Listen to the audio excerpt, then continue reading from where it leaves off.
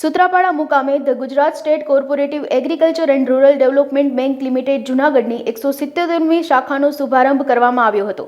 સુત્રાપાડા ખેતી બેંકની શાખા અતિ આધુનિક સુવિધા સાથે કોમ્પ્યુટરાઇઝ્ડ લોકર અને લેટેસ્ટ ફર્નિચરની સુવિધાઓ સાથે શરૂ કરવામાં આવી હતી।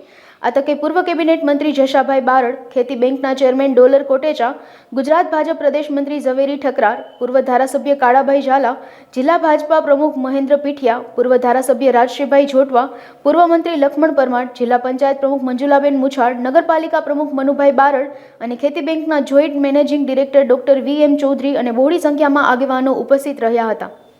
આજે આ સુત્રાપાડા કૃષિ બેંકમાંથી 47 ગામડા અને 47 સુત્રાપાડા તાલુકાના 47 ગામડા જે વેરાવળ જતા એને બદલે સુત્રાપાડાથી તમામ સેવાઓ પ્રાપ્ત થશે અને અહીંયા એને ઘર બેઠા દરેક સગવડતા પૂરી થશે અને આધુનિક રીતે આ તમે જોવ છો કે આવી કોર્પોરેટ જેવી ઓફિસ એક સુત્રાપાડા બ્રાન્ચમાં બની છે, તો આવનારા દિવસોમાં ખેડૂતને આ ઉપયોગી થશે।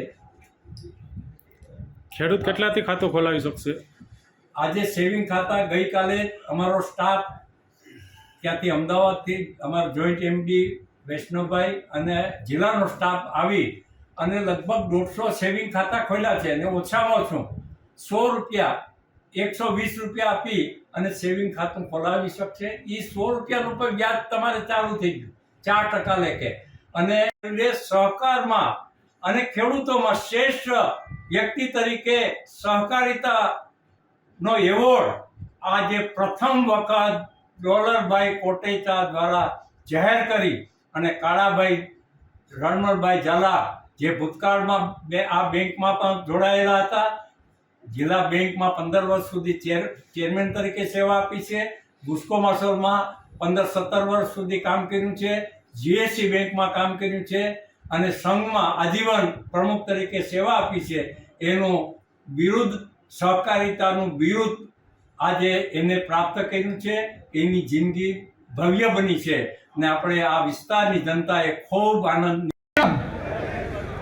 આજરોજ 53 વર્ષે સુત્રાપાડા મુકામે ખેતી બેંકનો શુભારંભ થવાનો છે, ત્યારે આપણે 53 વર્ષ સુધી ખેડૂતોને રાહ જોવી પડી અને આધુનિક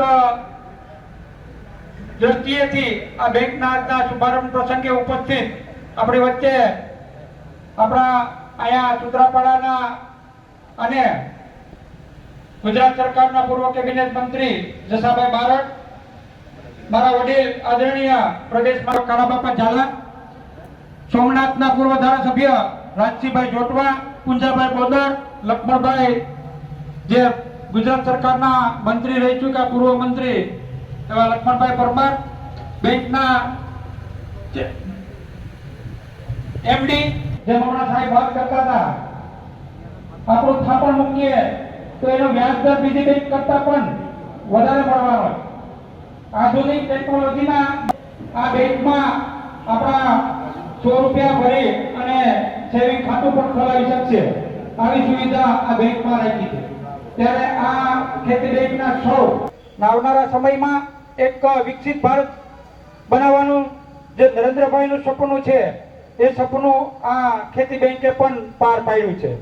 તો આમાં આપણે સૌ સાથે રહીએ અને આવનારા સમયમાં આપણે સૌ ખેડૂતો વિકસિત બને, શિક્ષિત બને, શ્રેષ્ઠ બને અને આપણો દેશ જે નરેન્દ્રભાઈનું સપનું છે વિશ્વગુરુ બનાવવાનું, એમાં આપણો દેશ વિકસિત બને, એમાં આપણે એક આમાં પ્રાણ પૂરીએ અને ખેતી બેંકમાં પણ વિકસિત બને એ દિશામાં સૌ સાથે મળીને કાર્ય કરીએ અને આવનાર સમયમાં આપણો દેશ વિકસિત, શિક્ષિત અને શ્રેષ્ઠ બને, મહાસત્તા બને, એમાં આપણે સૌ આવનારા સમયમાં પોતાનું યોગદાન આપીએ એવી આશા સાથે વિરમું છું। વંદે માતરમ, ભારત માતા કી।